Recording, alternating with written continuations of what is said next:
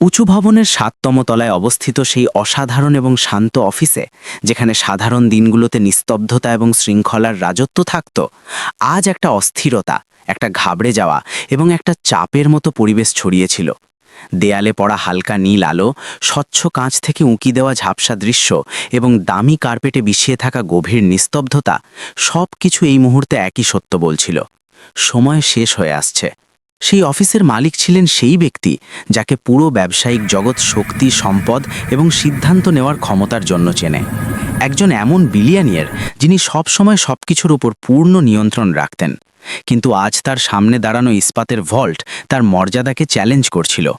একটা এমন ভল্ট যাকে বিশ্বের সবচেয়ে নিরাপদ ইলেকট্রনিক সিকিউরিটি সিস্টেম বলা হয়, এখন কোনো জেদি শিশুর মতো বন্ধ হয়ে পড়ে আছে, খোলার নামই নেই।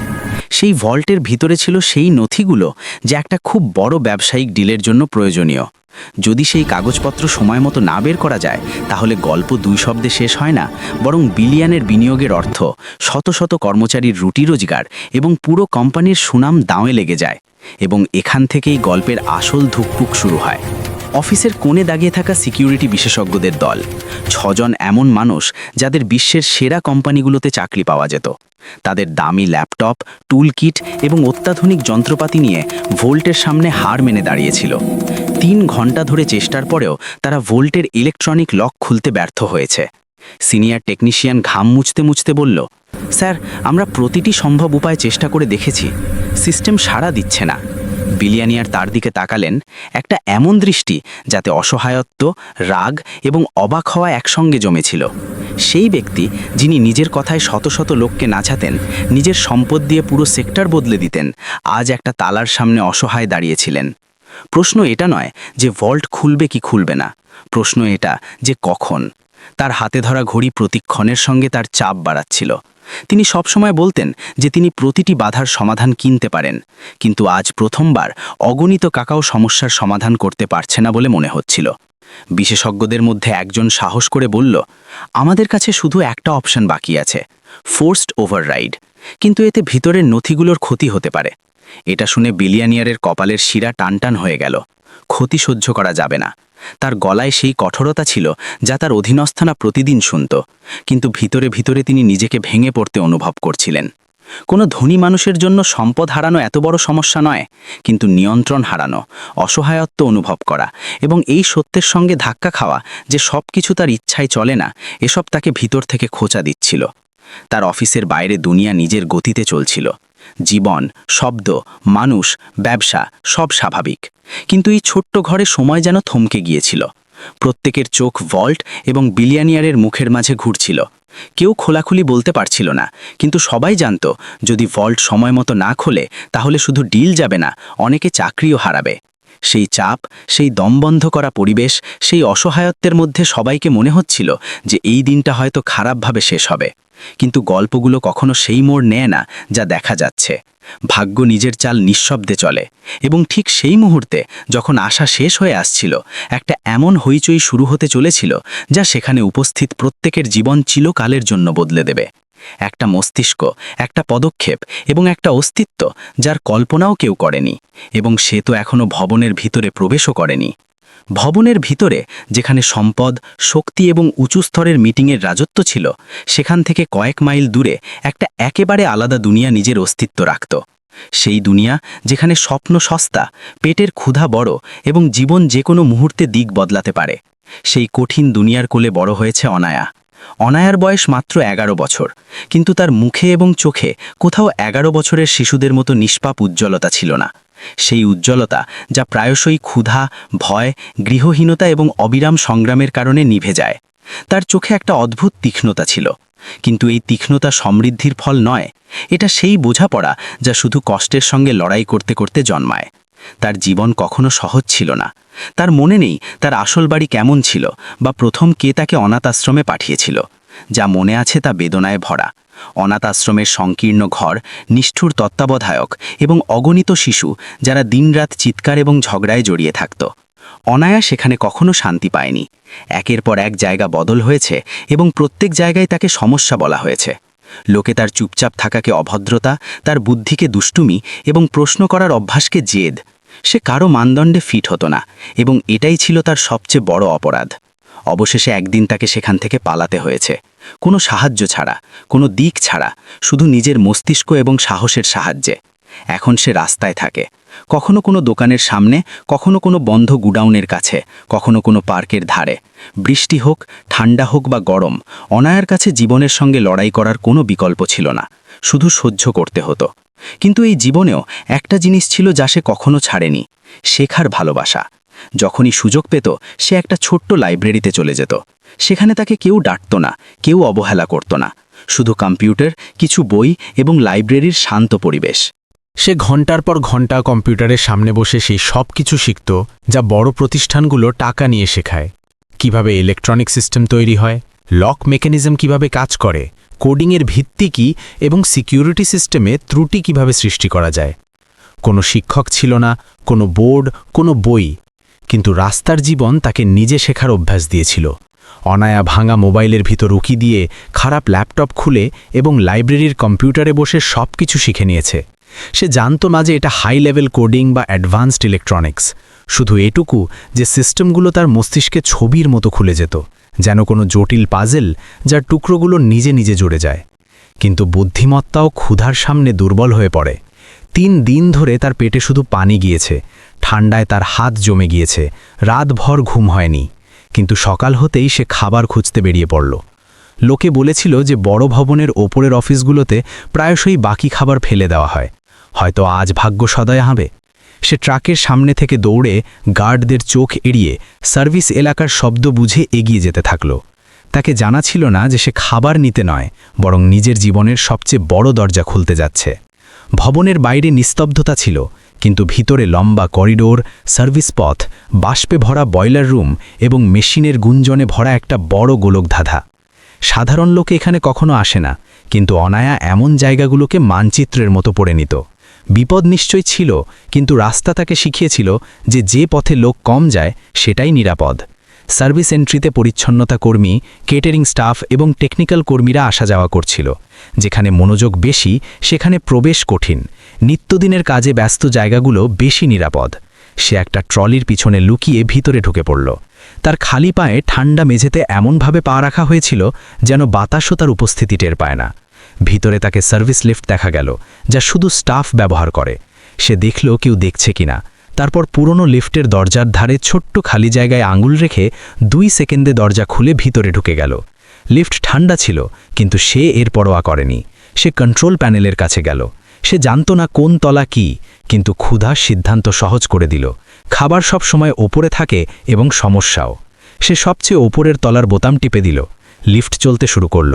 হালকা কম্পন যেন তার ধুকপুকের সঙ্গে মিলে যাচ্ছিল। সে ভাবছিল হয়তো আজ তার জীবন বদলে যাবে, বা হয়তো না। ক্ষুধা না ধর্ম জিজ্ঞাসা করে, না রাস্তা, না ভবিষ্যৎ ভেবে দেয়। লিফট থামল, দরজা খুলল। সামনে 5 স্টারের মতো তলা, চকচক করা মেঝে, বড় পেইন্টিং, দামি লাইটিং এবং সেই সুগন্ধ যা বড় অফিসে থাকে। অনায়া তৎক্ষণাৎ ভাবল, এখানে নিশ্চয়ই খাবার মিলবে। সে দেওয়ালের সঙ্গে লেগে ধীরে ধীরে হাঁটতে লাগল। তার ছোট্ট কদ তাকে সব জায়গায় অদৃশ্য করে দিত, যেন কোনো ছায়া। তখনই তার কানে কিছু শব্দ এলো। Locked, system error, override, deadline. এই শব্দগুলো সাধারণ লোকের কাছে কিছুই না মনে হতে পারে, কিন্তু অনায়ার কাছে এটা একটা পাজল ছিল। এখানে কোনো বড় সিকিউরিটি সমস্যা চলছে। একটা বড় ভেন্টিলেশন গ্রিলের সামনে থেমে সে বোল্ট খুলল, কভার সরালো এবং ভিতরে ঢুকে গেল। পথ সংকীর্ণ কিন্তু নিরাপদ। ভেন্ট থেকে নিচে সব দেখা যাচ্ছিল। দামি স্যুট পরা বিশেষজ্ঞরা, একটা ইস্পাতের ভল্ট, তার মালিক এবং প্রত্যেকের মুখে উদ্বেগ। সে ভাবল হয়তো ভাগ্য তাকে এখানেই এনেছে। সে ভেন্টের শেষ প্রান্তে পৌঁছল। নিচে তাকালো। মেঝে পরিচ্ছন্ন, আলো জ্বলছে, কেউ নেই। সে নিঃশ্বাস রোধ করে ধীরিয়ে লাফ দিল, যেন বাতাস তাকে ধরে নিল। এখন সে সেই ঘরে দাঁড়িয়ে যেখানে একজন বিলিয়নিয়ারের সবচেয়ে বড় সমস্যা জমা ছিল, এবং এটাই সেই মুহূর্ত যেখানে দুটো দুনিয়া প্রথমবার সংঘর্ষে মিলিত হতে চলেছে। ঘরে হঠাৎ নিস্তব্ধতা নেমে এলো। কিছুক্ষণ আগেও বিশেষজ্ঞরা মেশিনে ঝুঁকে উদ্বেগে কাজ করছিল, কিন্তু এখন সবার চোখ একই বিন্দুতে। অনায়া, দামি কার্পেটে ভাঙা চপ্পল পরা, ধুলোয় ভরা 11 বছরের শিশু দাঁড়িয়ে, যেন তার উপস্থিতি পুরো ঘরের ভারসাম্য বদলে দিয়েছে। টেকনিশিয়ান মার্টিন প্রথমে বলল, অবাক এবং রাগে, সিকিউরিটি, এই শিশু ভিতর কিভাবে এলো? কিন্তু অনায়া ভয় পেল না। যদি সে ভয় পাওয়ার হতো তাহলে জীবন অনেক আগেই তাকে গিলে ফেলত। সে হাত পকেটের কাছে রেখে ধীরে বলল, আমি কিছু খাবারের জন্য এসেছি। তার ক্ষুধার্ত গলা এবং দুর্বল স্বর ঘরের সব উদ্বেগ গিলে নিল, কিন্তু তার চোখের সেই স্পষ্টতা সবাইকে অবাক করে দিল। অরবিন্দ, সেই বিলিয়নিয়ার যার স্বর সবসময় দৃঢ় থাকে, প্রথমবার অনিশ্চয়তায় বলল, এ উপরে কিভাবে এলো? এই প্রশ্ন অনায়ার কাছে নয়, নিজের স্টাফের কাছে, যেন কেউ তার শক্তিকে চ্যালেঞ্জ করেছে। মার্টিন তাড়াতাড়ি বলল, স্যার, হয়তো ভেন্টিলেশন পথ দিয়ে, কিন্তু এটা অসম্ভব। অনায়া ধীরে বলল, ক্ষুধা লাগলে কিছুই অসম্ভব হয় না। ঘর এক মুহূর্তের জন্য থমকে গেল। অনায়া ভল্টের চারপাশের মেশিন, তার, স্ক্রিন এবং এরার প্যাটার্ন দেখল। তার মস্তিষ্কে সব ছবির মতো খুলতে লাগল, যেন সেই ভাষা যা সে লাইব্রেরিতে নিজে শিখেছে। সে এগিয়ে গেল। টেকনিশিয়ান তাকে থামাতে চাইল, কিন্তু অরবিন্দ ইশারায় থামিয়ে দিল, তার চোখে অবাক এবং কৌতূহল। তুমি জানো যে তুমি কোন জিনিসের সামনে দাঁড়িয়ে আছো? এই ভল্ট দেশের সবচেয়ে আধুনিক সিকিউরিটি সিস্টেম। অনায়া কাঁধ ঝাঁকালো। আপনারা খুলতে পারছেন না। এবং হঠাৎ তার পেট জোরে শব্দ করল। সবাই শুনল। সে চোখ নামিয়ে বলল, আমার খুব ক্ষুধা লেগেছে। পরিবেশ বদলে গেল। একজন বিলিয়নিয়ার, বিশেষজ্ঞদের দল এবং মাঝে ক্ষুধার সঙ্গে লড়াই করা এক শিশু। একজন বিশেষজ্ঞ বিদ্রূপ করে বলল, ছোট্ট, এটা আমাদের বাইরে, তুমি কি করবে? অনায়া চোখের পলকে স্ক্রিন দেখে বলল, সমস্যা লকে নয়, সিস্টেমে। এটা শুনে ঘর থমকে গেল। মার্টিনের হাসি থেমে গেল। দলের প্রধান ডক্টর রিনা যেন নিঃশ্বাস রোধ করল। অরবিন্দ এগিয়ে এসে বলল, আচ্ছা, কি সমস্যা? অনায়া স্ক্রিন দেখল। সময়ের সমস্যা। দুটো সিস্টেম আলাদা গতিতে চলছে, একটা দ্রুত, একটা ধীর। ভুল বোঝাবুঝিতে দুজনে নিজেদের মধ্যে লকডাউন করে দিয়েছে। রিনা অবাক হয়ে বলল, এ ঠিক বলছে। ঘর প্রথমবার তার কথা গুরুত্ব দিয়ে শুনছিল। অরবিন্দ হেসে বলল, যদি যদি তুমি এই ভল্ট খুলে দাও, আমি তোমাকে 100 মিলিয়ন দেব। সে হয়তো মজা করছিল, কিন্তু স্বরে প্রথমবার কোমলতা ছিল। অনায়া তৎক্ষণাৎ বলল, ডিল। এখন ক্ষুধা এবং অসহায়ত্ব দুজনেই একই টেবিলে বসে গিয়েছে। সে ধীরে ধীরে ভল্টের দিকে এগোল। বিশেষজ্ঞরা উদ্বিগ্ন হয়ে দেখছিল, কিন্তু 11 বছরের সেই শিশুর মুখে অদ্ভুত শান্তি। অরবিন্দ হাত বেঁধে তাকে দেখছিল। একজন বিলিয়নিয়ার নিজের পুরো সাম্রাজ্য ছেড়ে এক শিশুর পদক্ষেপ পড়ছিল। অনায়া ভল্টের ধাতুতে হালকা হাত রাখল, যেন তার নাড়ি অনুভব করছে। সে বলল, সমস্যা লকে নয়, তার মস্তিষ্কে। মার্টিন চেঁচিয়ে উঠল, এই ভল্টকে মস্তিষ্ক বলছে? মজা করছে কি? রিনা কঠোর স্বরে বলল, চুপ করো, এ অনুমানে বলছে না, এ জানে এ কি করছে। অনায়ার চোখ সব সময় ঝিকমিক করা আলো, এরার প্যাটার্ন এবং ভোল্টেজ রিডিং দেখছিল। এটা সেই ক্ষমতা যা তাকে রাস্তায় বাঁচিয়ে রেখেছে। মানুষ, পথ, বিপদ এবং সিস্টেম পড়ার ক্ষমতা। তারপর সে একটা অপ্রত্যাশিত কাজ করল। সে মেইন কন্ট্রোল প্যানেলকে উপেক্ষা করল, যা 3 ঘন্টা ধরে বিশেষজ্ঞদের সব চেষ্টার কেন্দ্র ছিল, এবং ভল্টের নিচের ছোট ভেন্ট প্যানেলের দিকে গেল। প্যানেল খুলতে খুলতে বলল, আসল কন্ট্রোল এখানে, ওখানে নয়। অরবিন্দ কাছে এলো। তোমাকে কিভাবে জানা হলো? অনায়া কোনো উত্তর দিল না, কারণ তার কাছে উত্তর খুব সাধারণ ছিল। আমি দেখি জিনিসগুলো কিভাবে চলে, যেমন কেউ কেউ রং বোঝে। সে ইলেকট্রনিক প্রবাহ বুঝতে পারত। হয়তো ভাগ্য তাকে ক্ষুধার বদলে এটা দিয়েছে। সে ঝুঁকে তার, সেন্সর এবং প্রতিটি সূক্ষ্ম সিগন্যাল চেক করতে লাগল, যেন কোনো সার্জন শরীরের নাড়ি ধরছে। তারপর বলল, আপনারা ভুল জায়গা থেকে ওভাররাইড করছেন। আপনারা তাকে ভয় দেখাচ্ছেন। কেউ কেউ হাসল, কিন্তু ডক্টর রিনা তৎক্ষণাৎ বুঝিয়ে দিল, এ ঠিক বলছে। দুটো এরার সিস্টেম একসঙ্গে হলে ভল্ট ডিফেন্সিভ মোডে চলে যায়। সে সত্যি বাইরের স্পর্শকে বিপদ ভাবে, অর্থাৎ ভয় পায়। অরবিন্দের মুখ বদলে গেল। প্রথমবার সে মেনে নিল যে এখানে কেউ তার চেয়ে বেশি জানে। সে তার রিরুট করতে শুরু করল। সে ব্যাটারি রেগুলেটর এবং তাপমাত্রা সেন্সরের মাঝে একটা ছোট ফিউজের দিকে ইঙ্গিত করল। এখানে সিস্টেমের হৃদয় বসে আছে। যদি আমি একে বলি যে ভিতরের পরিবেশ বিপদে, তাহলে এ নিজের নিরাপত্তা কমাবে এবং আমি একে ভিতরে যাওয়ার কথা বলবো। মার্টিন অবাক হয়ে বলল, তাহলে তুমি সিস্টেমকে প্রতারিত করবে? অনায়া হেসে বলল, না, তাকে বোঝাবো যে ভিতরে কিছু মূল্যবান আছে এবং সে নিজেই দরজা খুলে দেবে। এখন ঘর নিঃশ্বাস রোধ করে দাঁড়িয়েছিল। এটা কোনো বইয়ে লেখা প্রযুক্তি নয়। এটা শুধু এমন মস্তিষ্ক থেকে বেরোতে পারে যে পথ পড়তে পড়তে সিস্টেমও পড়তে শুরু করে, যে ক্ষুধাতেও চিন্তা করতে পারে এবং সুযোগ পেলে বাস্তবতার দিক বদলে দিতে পারে। বিশেষজ্ঞ এবং বিলিয়নিয়ার সবাই একটা 11 বছরের শিশুকে দেখছিল। সেই বুদ্ধি যা না স্কুলে বেড়েছে, না কোনো প্রতিষ্ঠান গড়েছে, শুধু জীবন নিজে তৈরি করেছে। এবং এখন পরের কয়েক মুহূর্তে সে এমন কিছু করতে চলেছে যা শুধু এই ভবন নয়, তার নিজের ভবিষ্যতের ভাগ্য বদলে দেবে এবং অনেক জীবনের পথ বদলে দেবে। ঘরে প্রত্যেকের চোখ অনায়ার ওপর আটকে ছিল। দামি স্যুটে, বিশেষজ্ঞ, নরম কার্পেটে ছড়ানো টুলকিট, দেয়ালে ঝিকমিক করা এলইডি আলো এবং মাঝে ধুলোয় ভরা, দুর্বল, ক্লান্ত শিশু যে সবচেয়ে বেশি আত্মবিশ্বাসে দাঁড়িয়েছিল। সে শেষবার ভল্টের ভিতরের তাপমাত্রা নিয়ন্ত্রক টেম্পারেচার রেগুলেটর স্পর্শ করল। তার স্পর্শ না ঘাবড়ে যাওয়া, না দ্রুত। মনে হচ্ছিল যেন সে মেশিনের সঙ্গে কথা বলছে। তাকে বোঝাচ্ছে। ডক্টর রিনা অনিচ্ছায় ফিসফিস করল, এর কাছে কোনো ইলেকট্রনিক সংবেদনশীলতার মতো বুদ্ধি আছে? অরবিন্দ চুপ ছিল, কিন্তু তার চোখের কঠোরতা প্রথমবার নরম হল। সে এমন ব্যক্তির মতো লাগছিল যে প্রথমবার নিজের ইচ্ছার বিরুদ্ধে কোনো সত্য মেনে নিতে চলেছে। অনায়া ছোট প্যানেলের ভিতরের যন্ত্রাংশ দেখে বলল, আপনারও ওপরের মস্তিষ্ক ওভাররাইড করতে চেয়েছিলেন, কিন্তু যদি ওপরের মস্তিষ্ক নিচের হৃদয়ের সঙ্গে সিঙ্কে না থাকে, তাহলে সে হালকা নিঃশ্বাস নিয়ে বলল, সিস্টেম নিজেকে বন্ধ করে নেয়। এই কথা শুধু ভোল্টের ওপর নয়, জীবনের ওপরও প্রযোজ্য।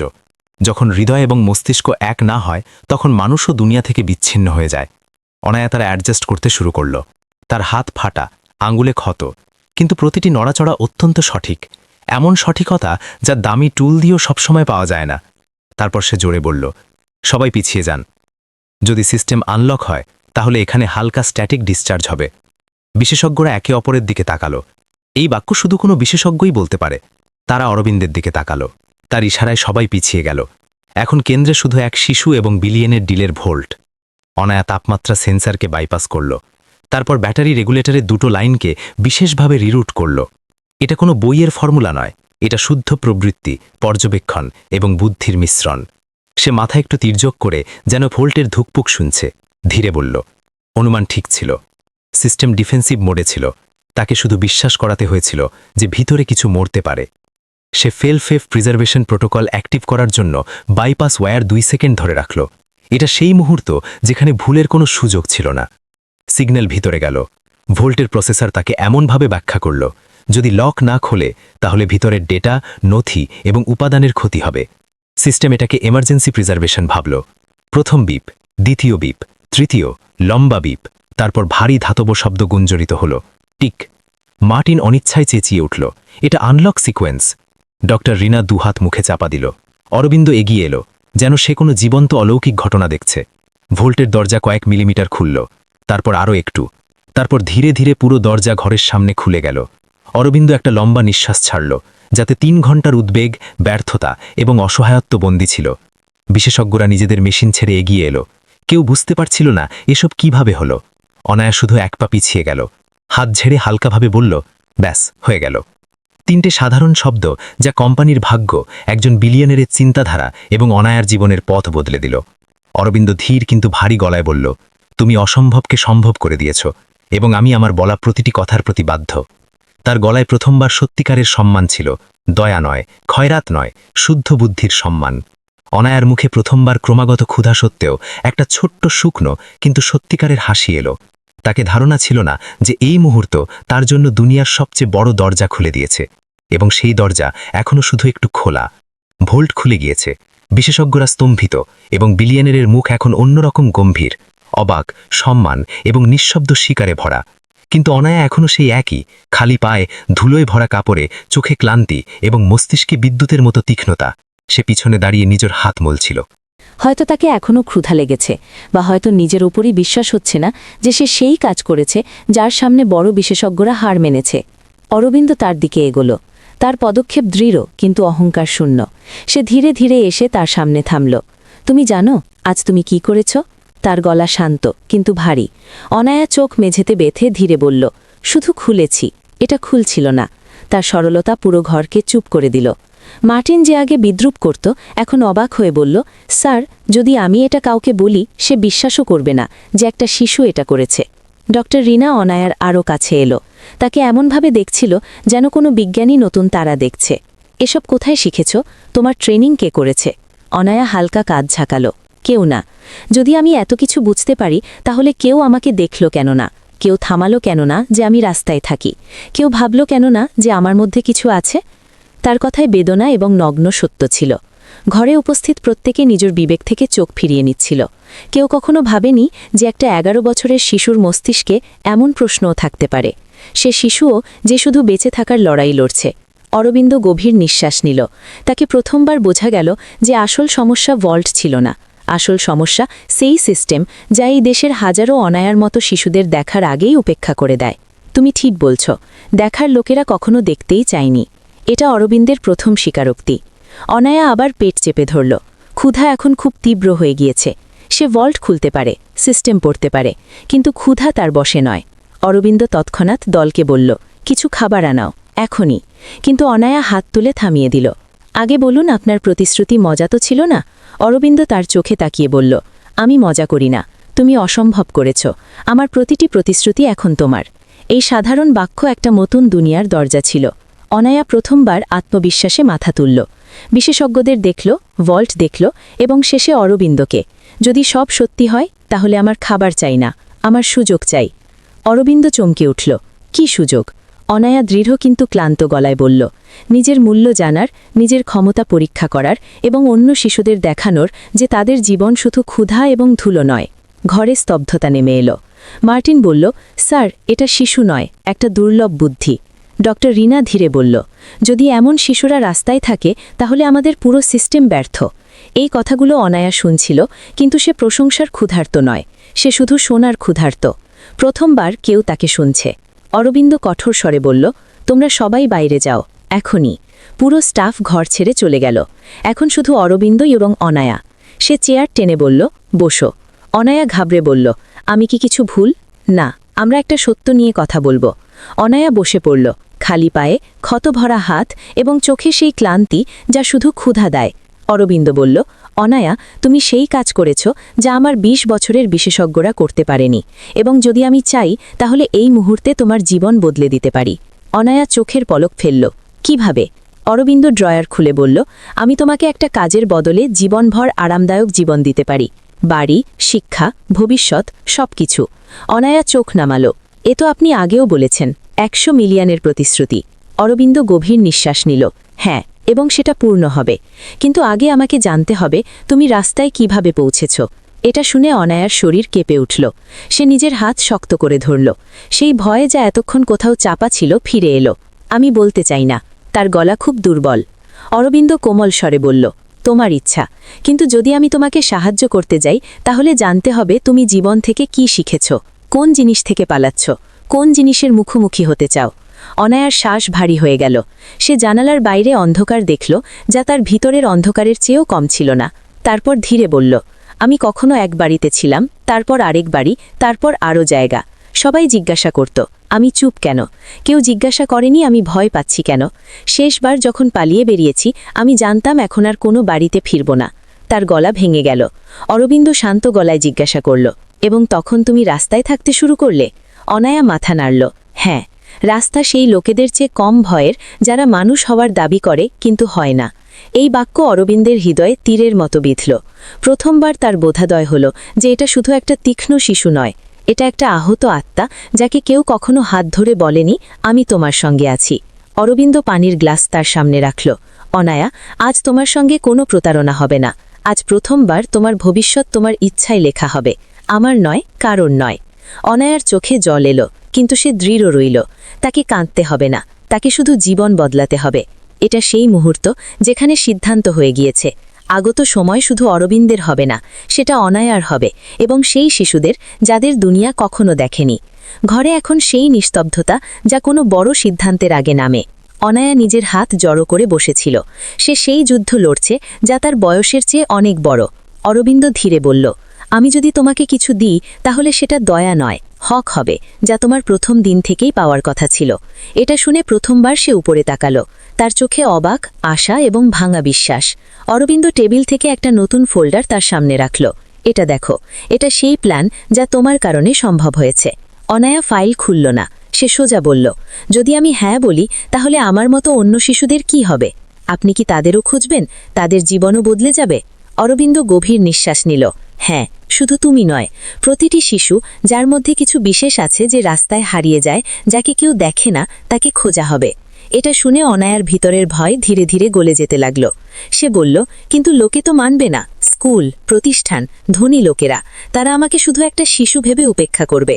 অরবিন্দ হেসে বলল, মানুক বা না মানুক তাদের চিন্তা ছেড়ে দাও, দুনিয়া শক্তিশালীর কথা শোনে, এবং আজ থেকে তুমি শক্তিশালী। অনায়া প্রথমবার হালকা হাসল, যেন বছরের বোঝা একটু কমে গেল। অরবিন্দ ফাইল খুলল। এটা তোমার ফাউন্ডেশন হবে, তুমি এর প্রধান হবে। তুমি ঠিক করবে কোন শিশুর সাহায্য হবে, কাকে ট্রেনিং দেওয়া হবে এবং কোন ক্ষমতা দুনিয়াকে দেখানো হবে। অনায়া মাথা চেপে ধরল, কিন্তু আমি শিশু, এসব আমার মস্তিষ্ক কিভাবে সামলাবে? অরবিন্দ কোমলভাবে বলল, তুমি শিশু নও, তুমি যোদ্ধা। তুমি গুরু ছাড়া সেই কাজ করেছ যা বড় বিশেষজ্ঞরা করতে পারেনি। যা তুমি করতে পারো সেটা শিখে নেওয়া কঠিন নয়। এই কথা তার ওপর প্রভাব ফেলল, কিন্তু একটা বোঝা এখনও বাকি ছিল। সে ধীরে বলল, যদি আমি এসব করি তাহলে লোকে বলবে আমি নিজের মতো শিশুদের ছেড়ে নিজে ভালো জীবনে চলে গেছি। অরবিন্দ নিজের চেয়ার ছেড়ে তার কাছে বসল। অনায়া, কিছু লোক চুপচাপ মরে যায়, কিছু বেঁচে থাকে কিন্তু বদলাতে পারে না, আর কিছু এগিয়ে গিয়ে পুরো পথ আলো করে দেয়। তুমি সেই তৃতীয় প্রকার। অনায়ার চোখে জল এলো, বছরের আঘাত যেন মলম পাচ্ছিল। অরবিন্দ বলল, তুমি হ্যাঁ বললে হাজারো শিশু তোমার কারণে দ্বিতীয় জীবন পাবে। তুমি শুধু নিজের নয়, তাদের সবার সাহায্য করবে যারা কখনো কথা তুলতে পারেনি। এই কথা সোজা তার হৃদয়ে পৌঁছাল। সে সাহস জড়ো করে বলল, যদি আমি সিদ্ধান্ত নিই তাহলে একটা শর্ত চাই। অরবিন্দ চমকে উঠল, কোন শর্ত? অনায়া বলল, আমি যা হই, যা করি, আমি একা না থাকি। কেউ আমাকে শেখাবে, কেউ আমার সঙ্গে দাঁড়াবে। আমার ভয় পায় যে কোথাও এসব আমার হাত থেকে বেরিয়ে না যায়। অরবিন্দ হাত বাড়িয়ে বলল, তুমি একা নও অনায়া, না আজ, না কাল, কখনো না। এই যাত্রা আমরা একসঙ্গে শুরু করব, কিন্তু পথ তুমি ঠিক করবে। এটা সেই মুহূর্ত যখন এক ভীত শিশু শেষ হলো এবং এক নেতা জন্ম নিচ্ছিল। ঘরে বাতাস যেন থমকে গেল। অনায়ার আমি একা থাকতে চাই না অরবিন্দের হৃদয়ে গুঞ্জনে হয়ে বাজল। সে সিদ্ধান্ত নিয়ে ফেলেছে যে এই শিশু এখন তার দায়িত্ব নয়, তার উত্তরাধিকার। অরবিন্দ নিজের হাত বাড়াল। যে পথ তুমি দেখাবে আমি তা তৈরিতে তোমার সঙ্গে থাকব। তুমি পড়লে আমি ধরব, তুমি লড়লে আমি পিছু হটব না। অনায়া তার হাত ধরল। সেই হাত ছোট ছিল, কিন্তু তাতে জীবন বদলানোর শক্তি ছিল।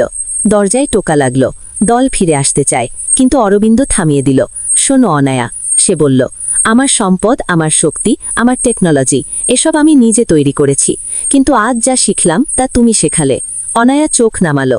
এমন কথার অভ্যাস তার ছিল না। জীবন তাকে কখনো গুরুত্ব দেয়নি, কিন্তু আজ প্রথমবার সে নিজের উপস্থিতির ওজন অনুভব করছিল। অরবিন্দ ফাইল খুলল। এটা শুধু শুরু। আমরা এমন একটা প্রতিষ্ঠান তৈরি করব যেখানে কোনো ডিগ্রি জিজ্ঞাসা করা হবে না, কোনো রেকর্ড দেখা হবে না। প্রতিটি লুকানো তীক্ষ্ণ শিশুকে সামনে আনা হবে। দরজার কাছে দাঁড়ানো মার্টিন এবং ডক্টর রিনা শুনছিল। মার্টিনের চোখে স্বীকৃতি। রিনা মাথা নাড়ল। এই সিদ্ধান্ত হাজারো শিশুর ভাগ্য বদলানোর ছিল। অরবিন্দ কলম তুলল। আমরা এখনই চুক্তি তৈরি করব তোমার নামে, তোমার ইচ্ছায় এবং তোমার শর্তে। অনায়া অবাক হয়ে গেল। আমার শর্ত? আমার মতো লোকেরা শর্ত রাখে না। অরবিন্দ হেসে বলল, আজ থেকে রাখে, কারণ এখন থেকে তুমি সেই শিশু নও, তুমি নেতা, চিন্তা, ভিত্তি। তার হৃদয়ে কিছু ভাঙল, কিছু গড়ল। সে প্রথমবার অনুভব করল যে জীবন তার হাতে আসছে। কিছুক্ষণ পর সে বলল, যদি আমি এসবের অংশ হই তাহলে আমার এই প্রতিশ্রুতি চাই যে কোনো শিশু ক্ষুধায়, ভয়ে বা একাকিত্বে না থাকে। প্রত্যেকের জন্য কোনো না কোনো দরজা খুলে যাবে। অরবিন্দ তৎক্ষণাৎ বলল, এই প্রতিশ্রুতি।